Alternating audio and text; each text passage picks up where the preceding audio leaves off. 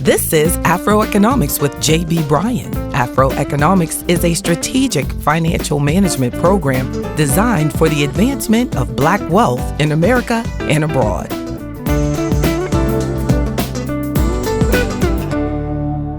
Politics and your money, that's what we're talking about today. Money plays a role in politics, but don't allow politics to impact your money.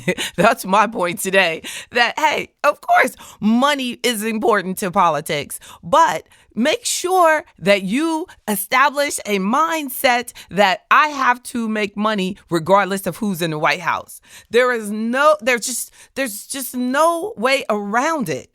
We have 8 years of a political party in the White House.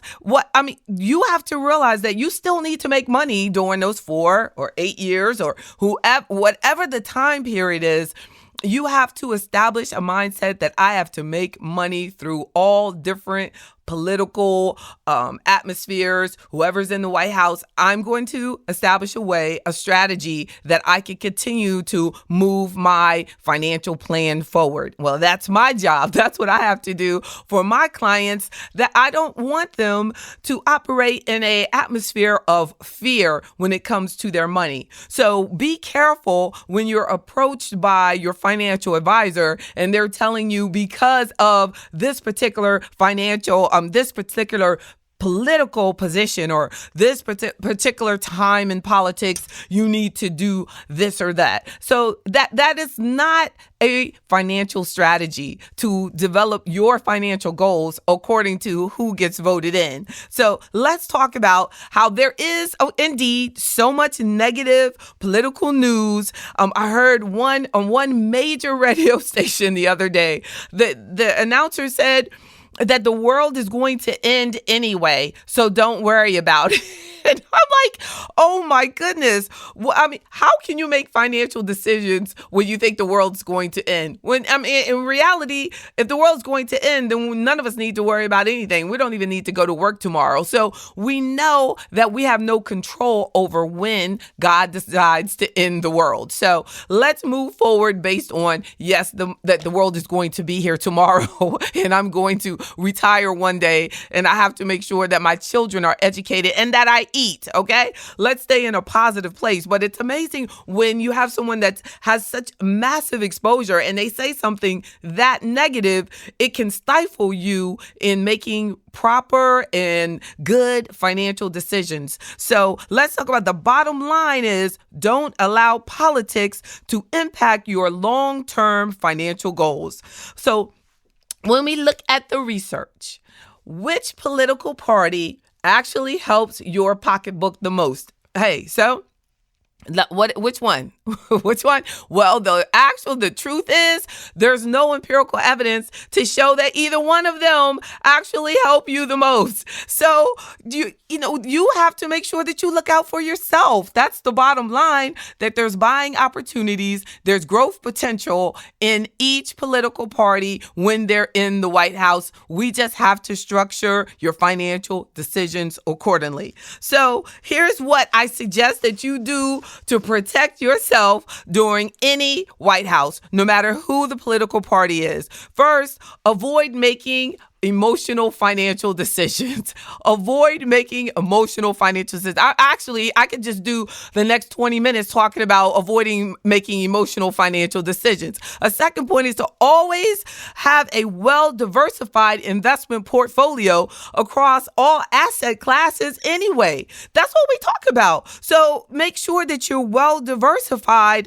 so that regardless of who is in there, regardless of what happens, we don't never know what's going to happen. I have my career lived through 9/11 and the Great Recession that they call it. I have had my firm through all of that. I didn't decide to get out of financial services because, oh my goodness, the market is doing terrible.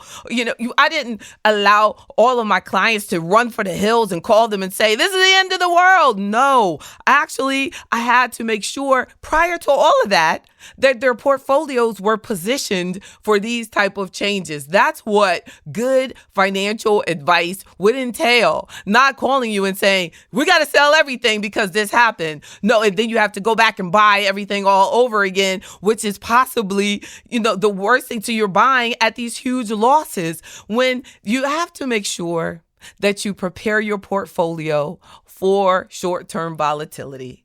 It has to be positioned accordingly to really your risk tolerance. There's some people who love the stock market to tumble, would be excited about that because what? They have a good cash position and they look at it as a buying opportunity. So let's make sure that you're well diversified, including having some money available in cash so that you can buy things when the buying opportunities come available. Always have an emergency fund. Now, I'm talking about doing how to deal with any political party and getting this fear out of the way and knowing that regardless of who's in the White House, we need to have a good emergency fund, that have at least 3 months of our expenses available to us. Now, if you're saying that if you're a pessimist, then make sure you have at least 6 months. And if you're a real pessimist, then make sure you have a year's worth of expenses available to you. But that doesn't mean that you stop investing. You're still investing, participating in your retirement plan. You're still actively participating in buying opportunities each month gradually. But if you are, if your risk tolerance is very low and you don't like volatility at all, you want to make sure that you've invested in realizing that what is put in risk exposure investments such as stocks, then you make sure that that's not the money that you're going to need to pay your bills within the next 3 or 6 months, right? They're long-term investments. So you need to know your risk tolerance and make sure that you know your time horizon for your financial goals, right? And then a fifth point is to look at your life. Look at your specific life and think about what is the worst thing that could happen for you. Regardless, look at your life, your finances, what you have and how it is invested. And according to what you have, what is the worst thing that could happen and how would it impact you and your family and those who you take care of? And make sure that you protect you and your family. Just make sure that you consider all of these things and most importantly, that if you have proper protection, you're well diversified, you have your emergency fund, you definitely should be considering having insurance products. If you're very conservative, making sure that you have life insurance protection, but these have nothing to do with what political party is in the White House. I'm talking about good basic financial advice that you should have. So what am I saying here? That there's no evidence that any political party is going to help your investment portfolio any more than the others. Look at the numbers. Just break it down. It's gone up during some political parties. It's gone down during some political parties. It's gone up during others. So it's just that you need to make sure that you focus on yourself. Regardless of what the news says, regardless of how much the news is imposing what's important for them to get across to you, and if you see it as negativity, then realize that you need to bring it forward and make sure that you focus on yourself. You need to acknowledge what is going on in every political environment all the time, how the financial markets are performing. But most importantly, you need to avoid making emotional decisions. So don't allow short-term changes to impact your long-term financial goals. I am J.B. Bryan, and that's AfroEconomics. #AfroEconomics. That's politics and your money. Get empowered. Today's podcast was powered by J.B. Bryan Financial Group, a registered investment advisory firm and the home of AfroEconomics in Virginia, Maryland, Washington, D.C., and New York.